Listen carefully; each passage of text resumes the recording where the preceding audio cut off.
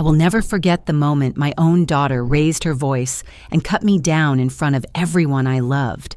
The dining room was glowing with soft light crystal glasses clinking expensive silverware, lined like soldiers on the long oak table. The smell of roasted lamb herbs and rich wine filled the air, but none of that warmth reached me. I was standing at the edge of the table waiting for a place to sit. And then, with a cold sharpness that sliced deeper than any knife, my daughter shouted, "Sit in the kitchen where you belong." Her words cracked across the room like a whip. A few guests gasped, some looked away and others stifled awkward laughter. The silence afterward was even worse, a heavy silence filled with judgment and pity. My face burned not from age but from humiliation. I looked at her, the little girl I had once carried through sleepless nights, the teenager I had sacrificed my savings for, the woman now dressed in silk and diamonds. She was no longer looking at me as her mother. In that moment, I was nothing but an old burden to her, someone to be hidden, pushed aside, erased. My chest tightened as I held back tears. I wanted to tell her about the nights I stayed up sewing her dresses because I couldn't afford new ones, about the meals I skipped so she could have enough, about the dreams I buried just to make sure she had hers. But the words froze in my throat. I knew if I spoke, my voice would shake and she would only laugh louder. Instead, I stood still, staring at the polished table, where everyone else had a seat except me. My son-in-law smirked, leaning back in his chair like a king in his castle. My daughter's friends whispered, their eyes darting toward me, like I was some kind of intruder. My hands trembled at my sides, but my face stayed calm. Years of hiding pain had trained me well. Still, the ache of betrayal was unbearable. To be rejected by strangers is one thing, but to be cast aside by your own blood is a wound no heart can ignore. And yet, as I stood there, one thought kept circling in my mind. What would they do if they knew the truth? What would my daughter say if she knew the very roof above her head, the very walls of this mansion belonged to me? Would her voice still be so loud, her laughter still so cruel, if she realized she had just told the real owner of this house to sit in the kitchen like a servant? I took a slow breath, forcing the fire in my chest to stay hidden for now. A woman learns to hide her storms until the right moment. I let her words echo in the silence, let the sting spread through the room, because I wanted them all to hear it.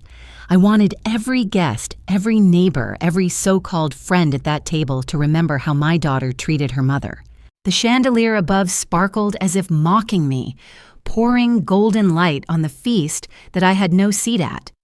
I looked at the plates, piled high with food, the glasses filled with wine, older than some of the guests, the designer gowns brushing against the floor, and I wondered, was this the reward for a lifetime of sacrifice? Was this the destiny of every mother who gave too much to end up standing on the sidelines, humiliated by the very child she raised? Tell me, if it were you, what would you do in that moment? Would you shrink back into the kitchen, bow your head, accept that you are nothing more than an old shadow in your own home? Or would you hold your ground, let the silence stretch, and wait for the right moment to turn the humiliation into fire? I promise you I didn't plan for this night to turn into a battlefield, but when my daughter's voice rang out, when her words stabbed into my chest like glass, something inside me woke up, something I had kept buried for years, my dignity, my strength, my power. I realized then that tonight was not just another dinner. Tonight was a test. Tonight would decide whether I let myself be erased or whether I reminded everyone in that room who I truly was. And the truth was more powerful than they could imagine. So I smiled thin and steady as if her insult had brushed past me like smoke. My daughter mistook my silence for weakness. My son-in-law leaned closer to her, whispering something smug. A few guests shifted uncomfortably in their seats, no doubt wondering why I hadn't stormed off in tears. But I stayed. I stayed because I knew something they didn't. I stayed because the mansion they were sitting in, the mansion they thought belonged to them, was mine. Every stone, every chandelier, every polished floor tile mine. I didn't say it yet. I let the tension build because sometimes silence is the sharpest blade. But inside, I whispered to myself, "Wait, my dear daughter. Wait until the right moment. When the truth is revealed, it won't just burn, it will consume. And if you believe no mother should ever be told to hide in the kitchen like a servant, if you believe no daughter has the right to humiliate the very woman who gave her life, then write number 1 in the comments. But if you think silence is safer, then just press like." I want to know how many of you would stand with me and how many would turn away. The humiliation at that dinner table was not born in a single night. Like rust creeping slowly into iron, it had been eating away at me for years. Small moments of disrespect that grew bolder as time passed. Looking back, I can see the first cracks in my daughter's voice, the first shadows in her eyes when she looked at me. She was no longer the girl who once clung to my hand at school gates, proud to have her mother by her side. Somewhere along the way, pride turned into shame. I remember the first time she mocked me openly. It was at a boutique downtown, a place filled with mirrors that seemed to multiply my wrinkles and the gray in my hair. She'd taken me there under the pretense of helping me buy a dress for her company gala. I picked out a simple navy gown, nothing flashy, just something I felt comfortable in. She stared at me, her lips curling into a sneer, and said, "Mother, do you want people to think I dragged a charity case into the party? Put that down." The sales clerk shifted awkwardly, pretending not to hear, but the sting of those words stayed with me. I put the dress back on the rack and swallowed my pride, convincing myself she was just nervous that she didn't mean it. But deep down, I knew the daughter I had raised was changing into someone I barely recognized. At home, the distance grew sharper. She no longer wanted me in the living room when her friends visited. She once told me, "Why don't you stay in your room, Mom? We're talking business." And I obeyed, sitting quietly on the edge of my bed, listening to the muffled laughter through the walls, wondering when I had become a guest in my own house. The irony was bitter, because the mortgage she thought her father had left behind, the very house she believed belonged to her now, had been paid off by my own hands by years of sacrifice she never saw. One evening, I overheard something that chilled me. I was walking past the garden when I heard her husband, my son-in-law, speaking on the phone. His voice carried across the lawn with that arrogant confidence of a man who thinks he owns everything he touches. He laughed and said, "Don't worry, once the old woman is out of the picture, the property is as good as ours. She won't put up a fight. She never does." The words hit me like a slap. The old woman. That's what I had become. Not a mother, not a person, just an obstacle in their plans. I leaned against the stone wall, my knees weak, fighting to breathe. Every memory of raising her, every meal I skipped, every hour I worked late, every prayer I whispered flashed before me. Had it all been for nothing? Was this what motherhood had earned me? A place in the shadows, waiting to be erased from my own life. I wanted to burst into the garden and confront him, but I didn't. I stayed silent because sometimes silence is the only weapon you can wield when you're not ready to show your hand. But that night, lying in my bed, I realized something important. Silence also records. Every insult, every betrayal, every cruel word, it all gets stored deep inside. And when the right moment comes, that silence can explode with a power no one expects. I began to listen more carefully after that. I noticed how my daughter's eyes lit up when she talked about renovations, about remodeling, about tearing down walls. I noticed how my son-in-law conveniently steered conversations toward property values, market rates, and legal loopholes. They were circling me like wolves, waiting for me to fall so they could pounce. Still, I played the role they expected, the quiet, aging mother, grateful for scraps of attention, too fragile to resist. But inside, a storm was building. I knew I had to start preparing. I knew the day would come when their contempt would boil over into action, and I would need more than tears to protect myself. One afternoon as I walked through the house, I stopped in front of my late husband's study. The door was closed, covered in dust, untouched since the day he died. My daughter never entered that room. To her, it was just another relic of a past she wanted to erase. But to me, it was a memory chamber, heavy with secrets. I placed my hand on the doorknob, hesitated, and then pushed it open. The scent of old books and leather rushed out, wrapping around me like a ghost. I stepped inside, my heart pounding, because I knew in my bones that answers lived in this room. I remembered his words years ago, whispered when we were younger. If anything ever happens to me, Nora, don't let anyone trick you. Everything you need to protect yourself is right here. At the time, I thought he was being overly cautious. But standing there with betrayal pressing in on me from all sides, I realized he had been right. I moved slowly, pulling open drawers, brushing my fingers over stacks of papers, contracts, letters. Most of it was old business correspondence, faded ink, and yellowed pages. But then at the back of the bottom drawer, I found a small, locked box. My breath caught. I hadn't seen it in years. My hands trembled as I pulled it out, the weight heavier than it should have been for something so small. The lock was stiff, but I knew where the key was, hidden in the lining of my husband's old coat. That night, when everyone was asleep, I opened it. Inside were documents that made my knees weaken again, not from sorrow this time, but from shock. Property deeds, investment certificates, legal contracts bearing my name. All of it proof that the house, the mansion they sat in, the very ground beneath their feet was mine and had always been mine.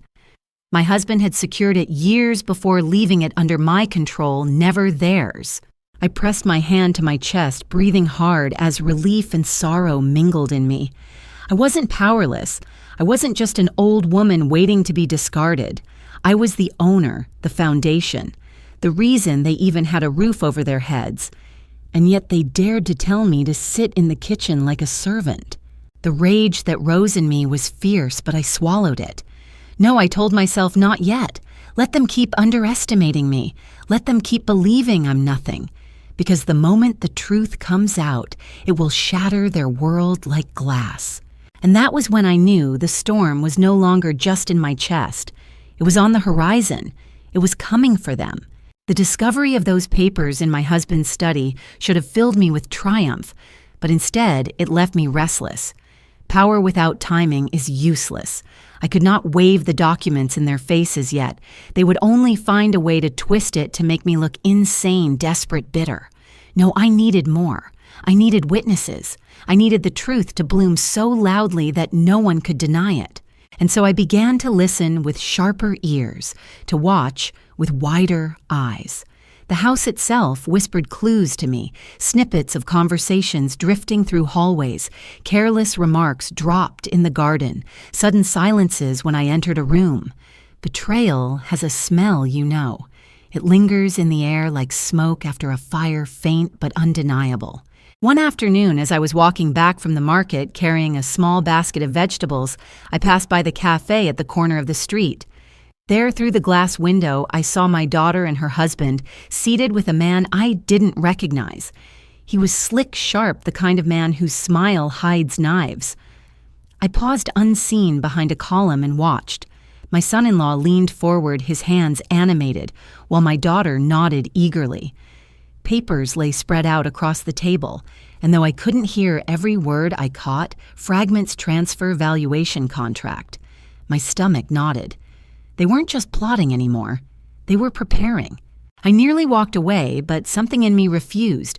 Instead, I slipped into the cafe through the side door and quietly took a seat far from them where I could still observe. They didn't see me. The stranger tapped his pen against the paper and said, "If the property is officially hers, we'll need her signature. Without that, nothing moves."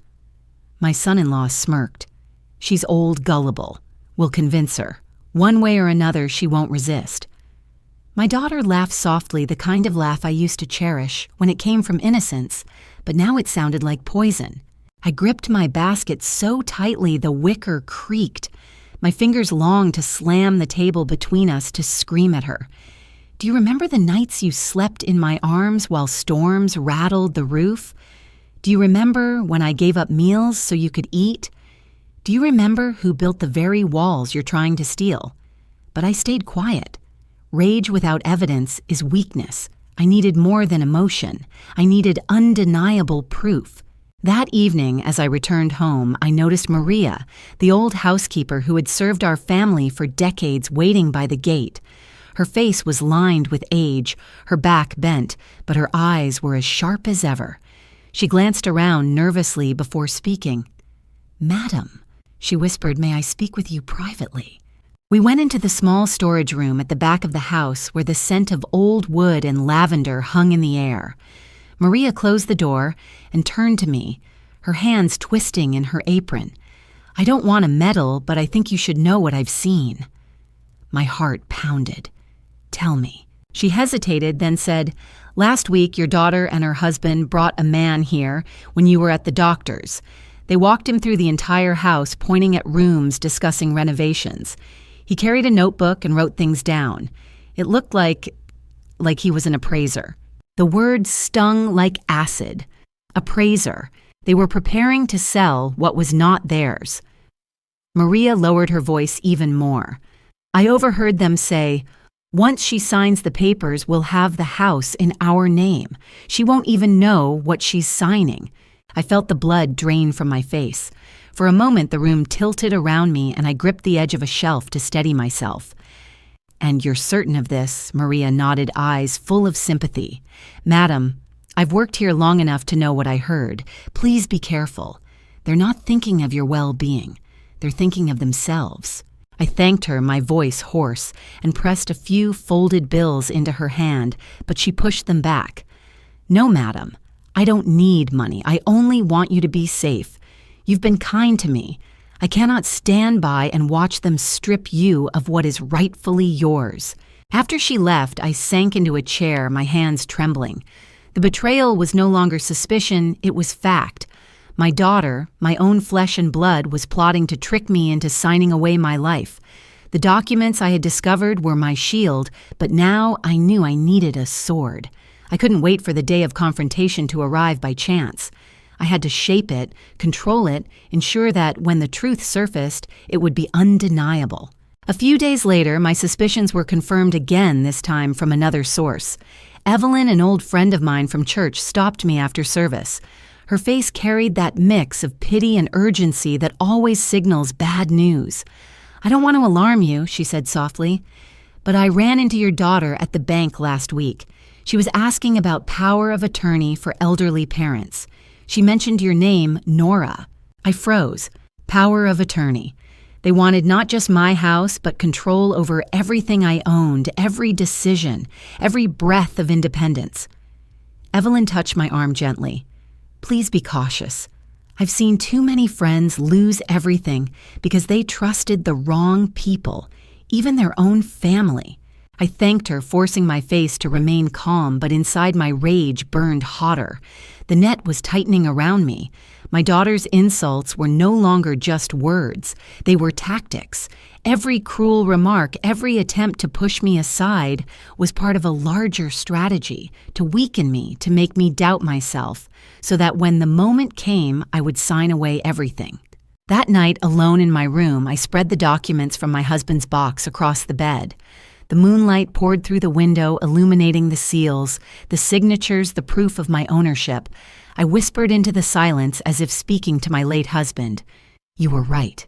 You knew this day would come, and you left me the tools to fight it. But I also knew this battle fought in silence could only go so far. To truly protect myself, I would need more than paper. I would need allies. I would need the truth to be spoken not just by me, but by others who had seen, who had heard. Maria's testimony, Evelyn's warning, the stranger's voice in the cafe. Piece by piece, I was building a wall of evidence, one they could not tear down with lies. And yet, even with proof in my hands, the ache in my chest would not fade.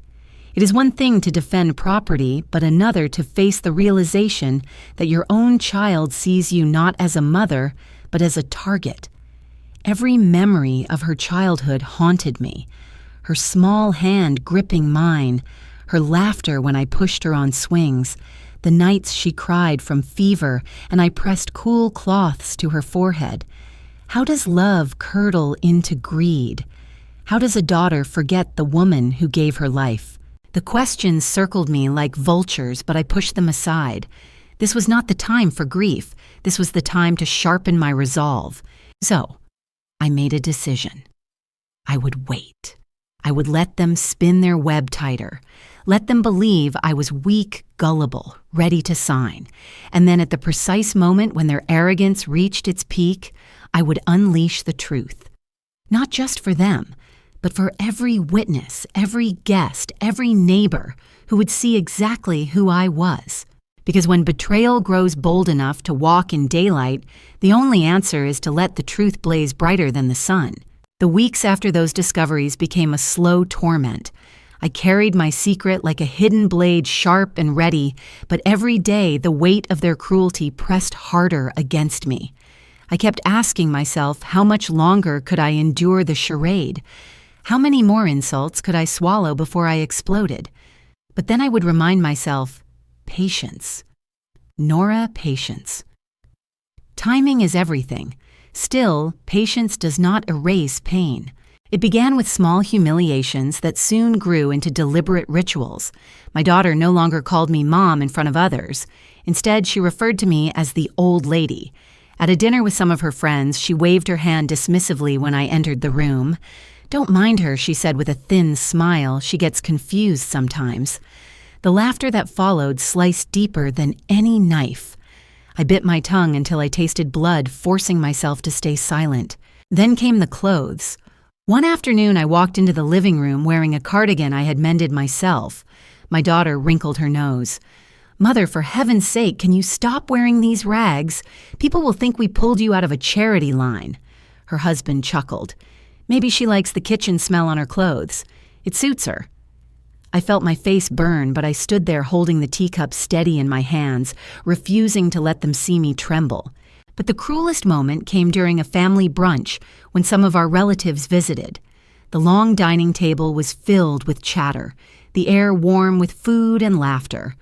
I sat quietly at one end, content to watch, until my daughter's voice rang out, cutting through the joy like a blade. "Mom, why don't you sit somewhere else, maybe in the kitchen? It's more comfortable for you there."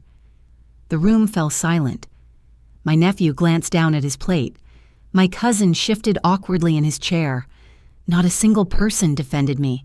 Not even my son-in-law's parents, who sat there smiling politely as if humiliation were entertainment. I forced a laugh, brittle and thin, and said, "I'm fine right here." But inside my chest was splitting open. How could my own blood humiliate me in front of family? How could they strip me of dignity while everyone else watched? I wanted to scream, to throw the dishes across the table, to demand respect. Instead, I sipped my water and stared at the chandelier above its crystals, reflecting 1,000 fragments of light, like broken pieces of my heart, scattered across the ceiling. Later that night, when everyone had left, I overheard a conversation that confirmed my worst fears. I had gone to fetch a glass of water, but as I passed the study, I heard my daughter's voice, low but sharp. "She's stubborn, but she's old. She'll break eventually. Once she feels isolated enough, she'll sign anything just to please us." My son-in-law laughed softly. "We'll keep pushing. It's only a matter of time." I froze in the hallway, gripping the banister so hard my knuckles turned white. They weren't just insulting me out of cruelty. They were wearing me down, systematically eroding my dignity. So I would surrender. My heart pounded with rage and sorrow. I wanted to burst into that room, slap the smug smile off my son-in-law's face, and shout the truth. But I didn't. Instead, I turned away, walking slowly back to my room, my steps heavy as lead. That night, alone in the darkness, I let myself cry. I pressed my face into the pillow and sobbed until the sheets were damp. I cried not just for myself, but for the little girl my daughter used to be, the child who once kissed my cheek and said I was her hero. I cried for the years I spent breaking my back to give her a future, only to be treated now as disposable. And yet, even as the tears burned my skin, a spark glowed inside me. They thought they were breaking me, but all they were doing was sharpening my resolve. Still, the isolation was suffocating. Friends stopped visiting, claiming they didn't want to intrude. My relatives drifted away, too uncomfortable to take sides. The house grew colder, not because of the weather, but because of the way every glance, every word carried disdain. I became a ghost in my own home. Meals were eaten without me. Conversations ended when I entered the room. My daughter even had the audacity to lock away some of my belongings, claiming she was decluttering. One evening, I found myself wandering into the garden, the night air cool against my skin. I sat on the stone bench under the old oak tree, the same bench where I used to read bedtime stories to my daughter. I closed my eyes, remembering her small voice begging, "One more mama, just one more story." That memory stabbed me. How could that innocent child grow into a woman capable of such cruelty? What had I done wrong? Was it love that spoiled her? Did I shield her too much from hardship, so much that she forgot what sacrifice looked like? The questions swirled around me like leaves in the wind, but no answer came. All I knew was that the storm inside me was building to its breaking point. I could feel it in my bones, in the way my hands shook when I tried to stay calm, in the way my heart raced when I heard their laughter. And then the breaking point came. It was another dinner, another grand display of wealth and arrogance. Guests filled the mansion glasses, clinking music playing. I entered quietly, wearing the same simple dress I had worn many times before. My daughter's eyes landed on me, instantly sharp as a blade. "Mother," she said loudly, ensuring every guest heard, "Didn't I tell you not to wear that? You embarrass us. Honestly, why don't you just stay in the kitchen where you belong?" The room froze. Forks clattered against plates. Dozens of eyes turned to me, some pitying, some mocking, all waiting for my reaction. My throat tightened, my vision blurred, but I forced myself to stay upright. My lips curled into a faint smile, though inside I was breaking. "If you insist," I said softly, and I turned, walking toward the kitchen, every step echoing like a drumbeat of shame. In that moment, I felt utterly alone. Even the walls seemed to mock me, holding the laughter of guests long after the sound had died. I leaned against the cold marble counter, my hands trembling, my breath shallow. For a flicker of a second, I wondered if they were right. Maybe I was nothing more than an old woman taking up space. Maybe my time had passed. But then my fingers brushed against the small envelope hidden in my pocket, the documents of ownership that my husband had left for me. And I remembered Maria's whisper, Evelyn's warning, my husband's voice from years ago, telling me never to let anyone trick me. The shame that had nearly crushed me shifted into something else. Not despair, not weakness, but fire. They thought they had pushed me into the kitchen. They thought they had erased me. What they didn't know was that they had pushed me straight into the heart of my own strength. The truth was still mine. The house was mine. And sooner than they imagined, the whole world would know. The night I was forced into the kitchen during that dinner should have been the lowest point of my life. But life has a way of testing you again and again, and I soon learned that humiliation can always go deeper. The following weeks turned into a storm I thought would drown me. My daughter and her husband grew bolder, their cruelty less subtle, their contempt less hidden. The whispers became open commands, the mocking glances turned into orders, barked as if I were one of their servants. I woke each morning to find new boundaries, drawn invisible lines I was not meant to cross. One day I discovered my bedroom had been moved from the east wing, the bright, airy suite that had been mine for decades, into a cramped guest room near the back of the house. The explanation was delivered coldly by my daughter. "We need the bigger room for guests," she said. "You don't need all that space, Mother. Be reasonable." I stood there, clutching the small box of keepsakes I had carried with me, and realized what she was doing. Step by step, she was pushing me out of the home I had built, out of the life I had poured my soul into. She was erasing me from my own story. I wanted to scream, to shout that every brick in those walls had been secured by my sacrifice, that every chandelier above her head had been bought with the blood of my labor. But I didn't. I nodded and moved into the smaller room, my back straight, my silence hiding the fire growing inside me. Yet silence does not numb the ache of betrayal.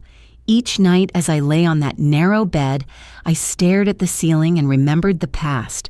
I remembered holding her as a newborn, her tiny fists curling against my chest, the warmth of her breath as she slept. I remembered the promises I whispered into her ear, promises of safety, of love, of a future brighter than mine. I remembered selling my wedding jewelry to pay for her education, watching her walk across the stage at her graduation with tears streaming down my face. That little girl was gone, replaced by a woman whose heart seemed carved from stone. One evening, I walked into the living room and froze at the sight of strangers pacing through the hallways, measuring walls, scribbling notes. My daughter stood proudly beside them, pointing to the high ceilings, gesturing at the windows. "This area can be modernized. We'll tear down that wall. The kitchen is outdated. All of this can go." My chest tightened. They were architects' planners. They weren't just dreaming of taking the house, they were already planning its transformation, as if I no longer existed. I cleared my throat. "What is going on here?" My voice trembled, but I forced it steady. My daughter turned her smile brittle. "Mother, please don't make this dramatic. We're just considering renovations. It's for the best. You wouldn't understand." Her husband added with a smirk, "We're making sure the property reaches its full potential. You should be grateful. You'll get to live in a modern home." I wanted to laugh at the irony. Grateful. Grateful for being erased.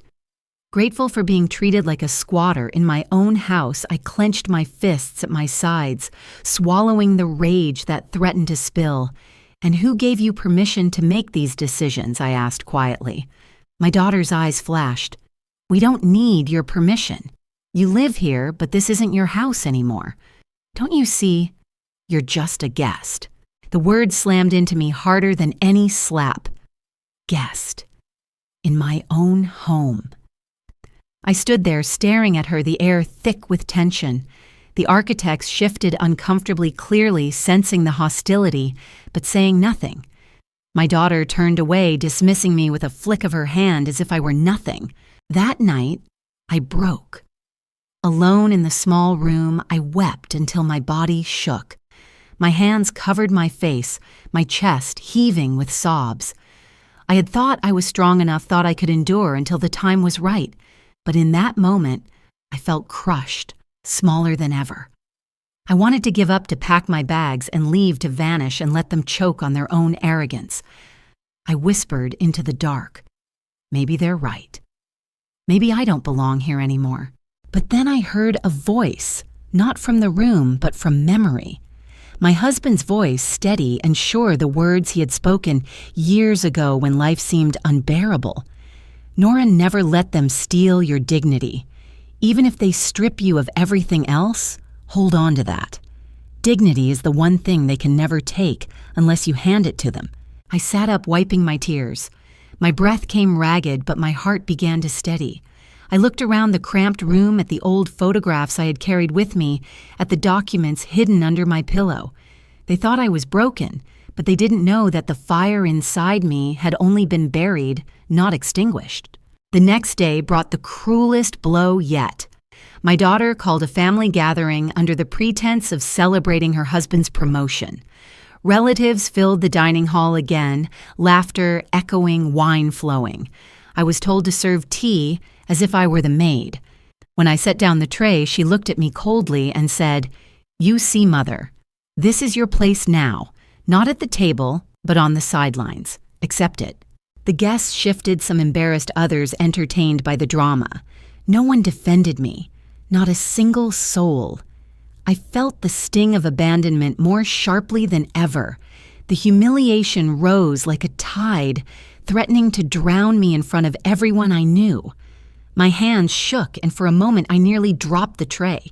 But then I caught sight of a reflection in the polished silver teapot, my own face lined and weary, but still standing. I stared at that reflection and realized something. This was not the end of me. This was the breaking point before the rise. They thought they had humiliated me into silence, but what they didn't know was that humiliation can turn into the fiercest weapon of all. I forced a calm smile, bowed slightly, and turned to walk away. Let them laugh. Let them believe they had won. Because the truth was coming. And when it came, it would not just whisper, it would roar.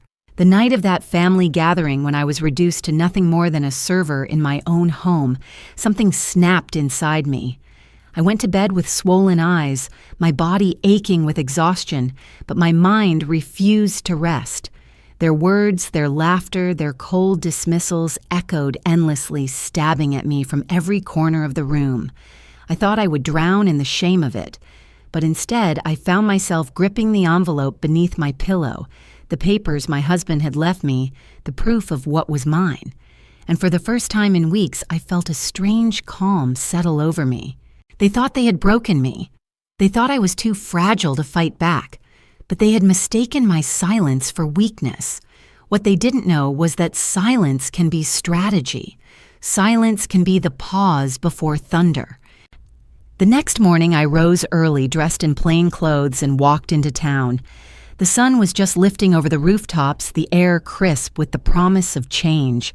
My steps carried me to a building I hadn't entered in years, the office of Mr. Carver, the family lawyer who had once handled my husband's affairs. His hair was grayer now, his face more lined, but when he saw me walk in, recognition flickered in his eyes. "Mrs. Nora," he said, rising from behind his desk, "it's been a long time." I sat across from him, my hands steady, though my heart pounded beneath my chest. "Mr. Carver, I need your help, and I need it quietly." He listened as I unfolded the story, the insults, the appraisers, the schemes whispered behind closed doors. I showed him the documents my husband had left me, proof that the mansion was mine, indisputably mine. His eyes widened as he scanned the seals and signatures. "They have no legal claim," he said firmly. "This property, this estate, it belongs to you entirely. No court in the world could say otherwise." Relief swelled in me, but it was not enough. "I don't just want to defend myself, Mr. Carver," I said. "I want them exposed. They humiliated me in front of everyone. They made me into a ghost in my own house. I want the truth to be revealed so clearly that they can never twist it again." He nodded slowly. "Then we will prepare. But if you want the truth to stick, you'll need more than paper. You'll need witnesses." I thought of Maria, the housekeeper, who had overheard their plans. I thought of Evelyn, my old friend from church, who had warned me about the power of attorney. Piece by piece, the puzzle was falling into place. That afternoon, I returned home with a plan burning in my mind. I found Maria in the kitchen, her hands deep in flour as she kneaded bread. I touched her arm gently. "Maria, I need you to remember everything you've heard. One day soon, I may need you to speak it aloud." She looked at me with concern. "Madam, are you certain you want to stir this storm?" I met her eyes steadily. "The storm has already been stirred. Now it's time I control it." Later, I met Evelyn in the quiet corner of the church garden. The bells tolled softly above us as I told her of my visit to the lawyer, of the documents of my plan to stand against my daughter. Her eyes shone with fierce sympathy. "I will stand with you," she said without hesitation. "I've seen too many friends destroyed by greed. You will not face this alone." For the first time in months, I did not feel isolated. For the first time, I felt the shape of victory glimmering ahead of me. But victory would not come easily. I knew my daughter and her husband would not back down quietly. They would push harder, force my hand, try to corner me into signing away everything. And that was exactly what I wanted. I would let them lead me to the edge, let them believe I was powerless, and then in front of every witness they gathered, I would unleash the truth. The mansion was preparing for another grand event, a promotion celebration for my son-in-law. Invitations had already been sent, the guest list long and glittering. My daughter moved through the halls like a queen barking orders at the staff, ensuring every detail would be perfect. And I played my role. I stayed quiet, obedient, invisible. When she mocked me for the wrinkles in my dress, I smiled. When she told me not to embarrass her at the party, I nodded. Let her arrogance grow unchecked. Let her cruelty reach its peak. The higher they climb, the harder the fall. At night, I sat in my small room, the papers spread before me, the plan etched into my heart. Mr. Carver would be there. Maria would be ready. Evelyn would attend as my silent witness. And when the time was right, when my daughter tried to cast me out once more, the truth would blaze through that room like fire, unstoppable and undeniable. I stood before the mirror studying my reflection.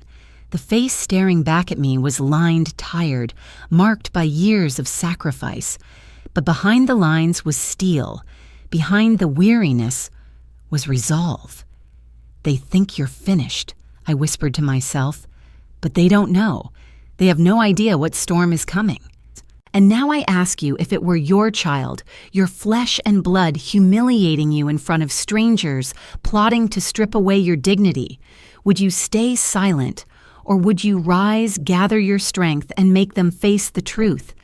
If you believe no mother should ever bow to betrayal, type 1 in the comments. If you think silence is safer, then press like. Either way, I want to know when the storm breaks, whose side would you stand on? Because the storm is coming, and when it arrives, nothing in that mansion will ever be the same. The night of the grand celebration came faster than I had expected. The mansion was alive with light chandeliers, blazing music swelling through the gilded halls. Guests in gowns and tailored suits filled every room, their laughter and chatter echoing off the marble floors. I moved quietly among them, unseen, ignored exactly as they wanted me to be. But inside, I was a storm waiting to break. Hours passed with wine flowing and speeches delivered. My daughter stood beside her husband, her smile wide, her voice sharp as she boasted of his accomplishments, as if she were the empress of the night. She barely glanced my way, except when her eyes hardened into warning whenever I stepped too close. "Don't embarrass us," she hissed, once her words coated in sugar for those listening nearby. I only smiled, lowering my eyes like a servant hiding the fire beneath. When the guests turned their attention to the band, she pulled me aside. Her hand gripped my arm with surprising force, dragging me down the corridor and into the library. The door slammed shut behind us, muffling the music and laughter outside. She whirled on me, her eyes blazing with triumph. "Mother, this ends tonight," she spat. "You've lingered long enough. We can't keep pretending. It's time you gave us what's rightfully ours." I stood still, my back against the heavy oak door, watching her. "What are you talking about?" My voice was calm, measured, though my heart thudded in my chest. Her husband stepped out from the shadows, a folder in his hand. "Don't play dumb," he sneered. "We know the deeds are still in your name. We've had everything appraised, the contracts prepared. All we need is your signature. One little signature and we can finally move forward. You can keep your little room, your small comforts, but the house will be ours to run." He opened the folder and spread papers across the desk. Contracts neatly typed, waiting for my pen. He pushed a pen toward me, its gleam under the lamp almost mocking. "Sign Nora. It's just paper. What use do you have for this mansion at your age? Let us take care of it." My daughter folded her arms, her voice dripping with venom. "Stop being selfish. You don't need all this space. You don't deserve it. You're old. You're weak. It's time you passed it on to those who can actually use it." Her words hit harder than any slap. For a moment, the air in the room grew heavy, my breath shallow, my hands trembling. They had cornered me just as they planned, hoping fear and shame would make me yield. For a heartbeat, I felt the weight of my years pressing down on me. Perhaps it would be easier to sign to give them what they wanted to escape this endless torment. But then I looked at her face. The same face I once kissed goodnight, the same lips that once called me mommy with love, and I realized what she had become. Not a daughter, not family, just a stranger carved from greed, And I knew in that instant surrender would not save me. It would destroy everything I had ever stood for. I stepped forward slowly, letting my hand hover above the papers. Their eyes gleamed with victory, convinced they had broken me at last. My daughter leaned in her voice a hiss. "Do it, Mother. Don't make a scene. Just sign." Instead, I pushed the pen back across the desk with one firm motion. The sound echoed like a gunshot in the quiet room. Their smiles faltered. "No," I said softly, but each syllable carried steel. "I will not sign. Not now. Not ever." My son-in-law's face twisted with rage. He slammed his fist against the desk, rattling the lamp. "Don't be foolish. You think you can stop us. You're alone, Nora. No one will believe you. You're just an old woman clinging to the past." I met his eyes, steady, unflinching. "Alone you'll see how wrong you are." For a moment, silence swallowed the room. The only sound was the muffled thump of music from the ballroom, so close yet so far. My daughter's lips trembled, but her voice rose sharp. "Then you've made your choice. Don't say we didn't give you the chance to step aside gracefully." I smiled thin and cold. "And don't say I didn't give you the chance to see who truly holds this house." I turned and reached for the door. My daughter lunged, grabbing my wrist. "What are you planning?" she demanded. Her nails dug into my skin, but I shook her off. "You'll know soon enough," I whispered. And with that, I walked out into the corridor, my head high, my heart pounding. They thought they had trapped me in that library, that their threats would crush me into submission. What they didn't realize was that the private battle we had just fought was only the beginning. The real war would unfold before every guest in that mansion. And when it did, the truth would tear through their lies like fire through dry wood. The ballroom glittered with light when I returned, chandeliers blazing like constellations, music swelling as if nothing had happened in that dark library moments earlier. But my pulse thundered in my ears, drowning the violins. I walked through the crowd, ignored as always, but inside me, something shifted. I was no longer the quiet shadow skulking on the margins. Tonight I would step into the center of the storm. My daughter and her husband soon followed, their faces painted with stiff smiles for the guests. But I saw the fury simmering underneath. They thought they had bought themselves time, that they could corner me again later. They didn't know the moment was already upon them. The band ended its song, and my son-in-law clinked his glass, calling for silence. "Ladies and gentlemen," he announced, his voice loud and proud, "thank you for joining us to celebrate my promotion and our family's bright future. Tonight we raise a glass to success, to prosperity, to the legacy we are building here." The room erupted in polite applause. My daughter stepped forward, slipping her arm around him, her diamonds flashing. And of course she added, "We must thank this beautiful home for hosting us, a place that has been entrusted to us as we step into a new chapter." Her words were deliberate, pointed acclaim as bold as any signature. A ripple of whispers swept the room. I saw the smugness in her eyes, the triumph in her smile. That was the moment I had been waiting for. I stepped forward. My heels clicked against the marble floor, sharp, steady, slicing through the chatter. Heads turned. For once, all eyes were on me. My daughter stiffened. "Mother," she hissed, her voice low. "Don't you dare." But it was too late. I took the microphone from the bandstand, my hand firm despite the pounding of my heart. My voice carried through the hushed hall, calm but unyielding. "Since we're speaking of legacy," I began, "perhaps it's time everyone knows the truth about this house." A silence heavier than stone fell. My daughter's face paled, her husband's jaw tightened. "This mansion," I continued, "is not theirs to claim. It is mine. It has always been mine." Gasps rippled through the crowd. Guests leaned forward in their chairs, eyes wide, whispers darting like sparks. My daughter laughed, brittle and shrill. "She's confused," she said quickly. "She doesn't know what she's talking about. Please don't listen." But before she could continue, the doors at the back of the hall opened. Mr. Carver, the lawyer, walked in, his briefcase in hand. He cut through the room with calm authority, stopping beside me. "Good evening," he said, his voice resonant. "I am the legal representative of Mrs. Nora, and she is correct. According to the deeds and contracts filed with the city, this estate belongs solely to her. Always has. The crowd erupted into shocked murmurs. My son-in-law lunged forward. "That's a lie. Show them the proof." Mr. Carver opened his case, pulling out the stamped documents, the embossed seals, glinting under the chandelier. He held them high for all to see. Here is the deed signed, over 20 years ago. Here are the investment papers, the contracts of ownership, all legally binding. The lady you have mocked, the woman you tried to erase, is the rightful owner of every brick, every stone, every chandelier above your heads. The room went wild. Some guests gasped aloud, others whispered furiously. Cameras were raised, flashes sparked. My daughter's legs buckled, her hand gripping the table to stay upright. Her husband's face flushed crimson sweat, shining on his temples. I stepped closer to them, my voice low but carrying. "Do you understand now? You told me to sit in the kitchen where I belong.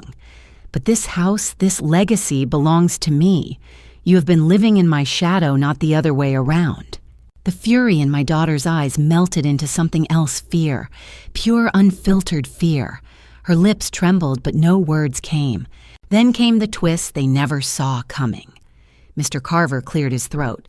"And furthermore, Mrs. Nora is not only the owner of this estate, she is also a silent partner in the company that just promoted you, Mr. Davis." The gasp that tore through the crowd was louder than any applause.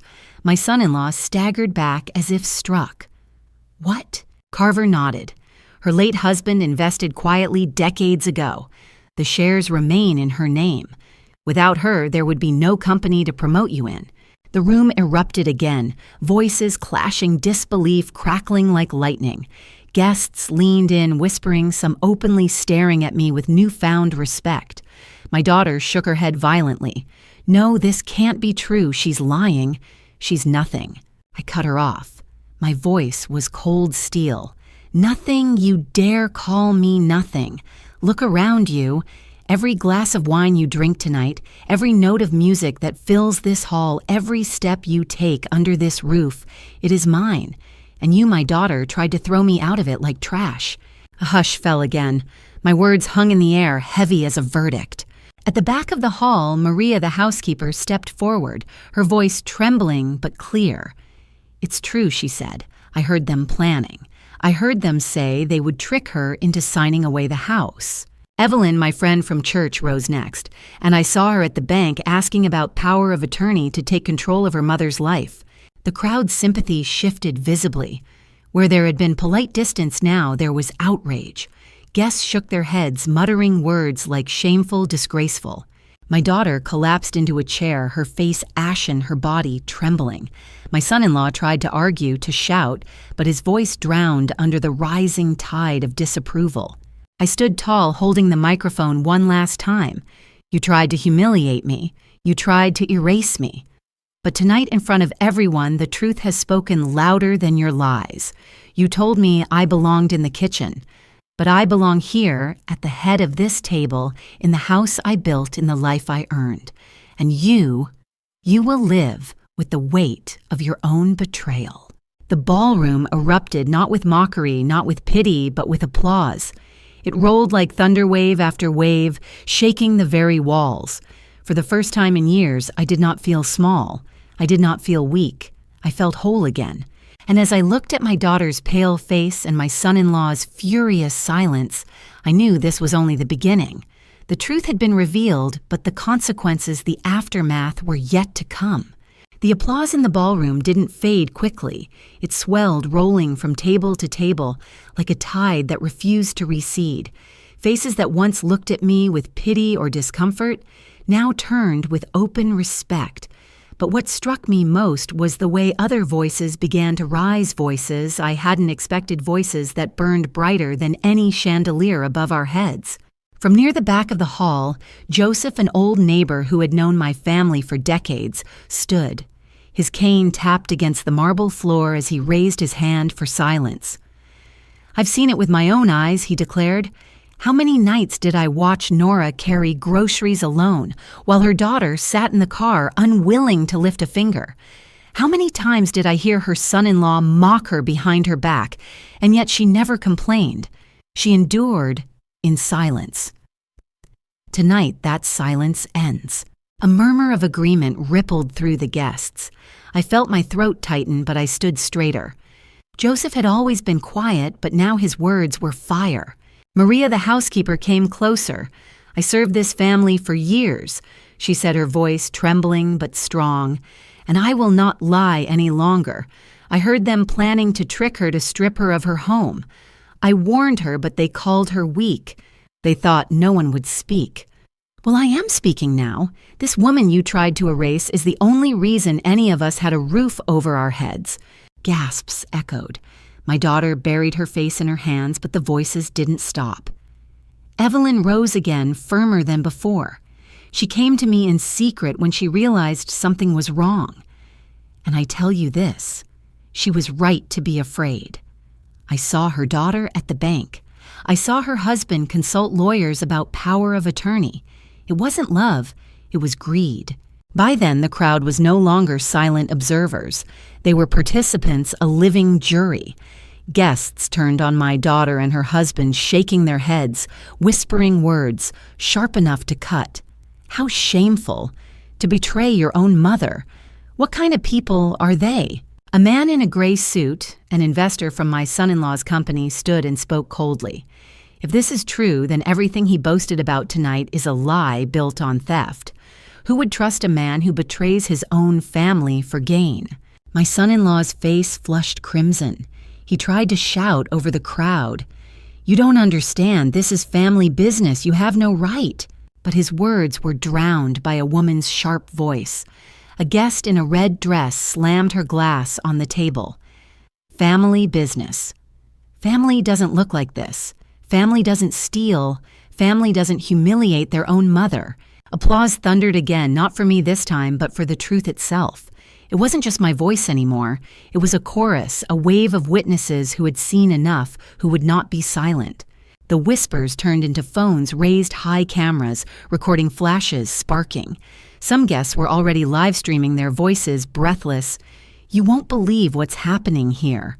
The daughter just tried to steal her mother's mansion and got exposed in front of everyone. The drama was no longer confined to these walls. It was spilling into the world beyond, unstoppable, untamable. My daughter looked around her face, pale as marble. She mouthed to me, "Stop this. Please stop." But I did not stop. I couldn't. The truth had caught fire, and fire cannot be smothered with tears. I turned to the guests, my voice steady. They thought they could erase me. They thought silence meant weakness. But tonight, every one of you has seen the truth. Dignity is not something you can steal. Respect is not something you can fake. And betrayal always reveals itself. The room erupted again, a mix of applause shouts, clinking glasses raised in my direction. I let it wash over me, not as vanity, but as vindication.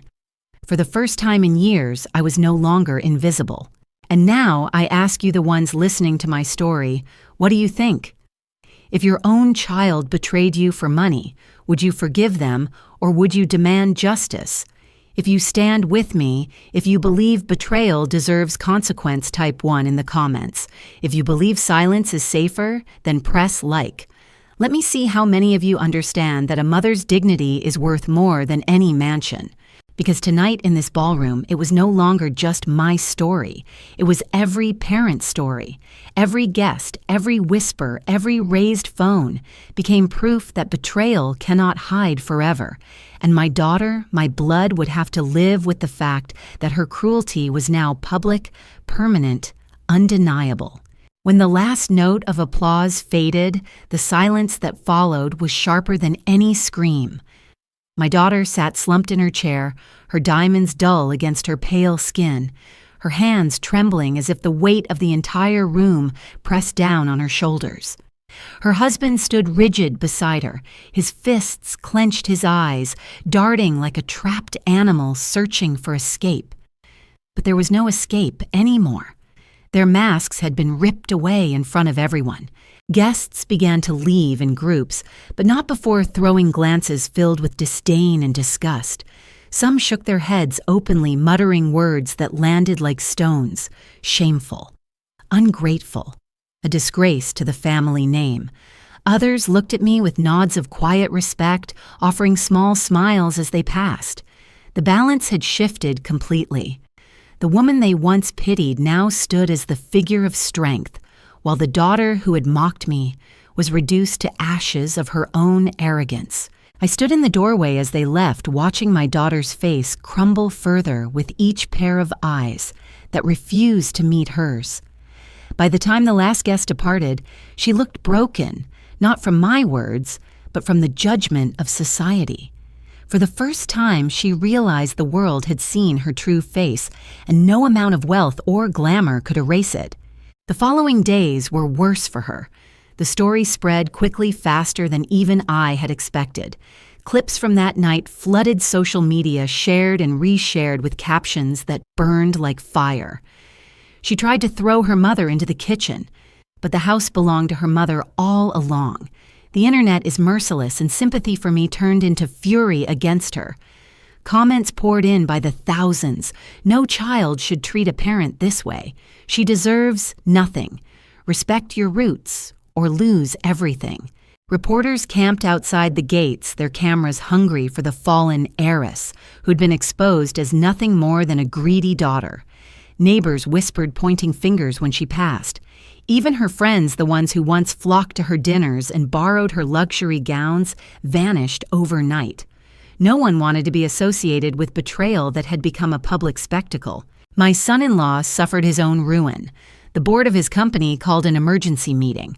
Investors questioned how a man entrusted with leadership could be trusted when his personal scandal screamed across every headline. Within a week, he was suspended. His promotion revoked his reputation, shredded beyond repair.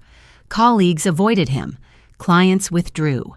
The man who once strutted through hallways with arrogance now walked with his head bowed every step, dogged by whispers. And me. For the first time in years, I walked through my home with my head high. The halls no longer echoed with humiliation, but with a strange, quiet strength.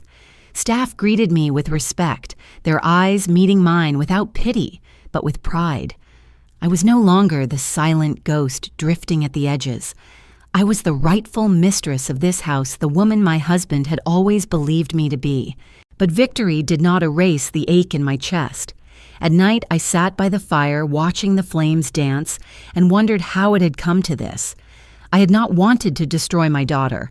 I had wanted her to love me, to remember the years of sacrifice, to honor the bond that should have been unbreakable. Instead, she had forced my hand, and the world had seen her ruin. One evening, she came to me at last. Her eyes were swollen, her face pale, her voice trembling. "Mother," she whispered, "please, forgive me. I didn't mean for it to go this far." I looked at her, and for a long moment I saw not the woman who had humiliated me, but the child I once held in my arms. My heart twisted, but then I remembered the cruelty in her laughter, the sting of her words, the way she had tried to erase me without a shred of remorse until the truth cornered her. Forgiveness was not something to be handed out cheaply. Forgiveness required change. "You ask for forgiveness," I said quietly, "but forgiveness is not a word, it's a path.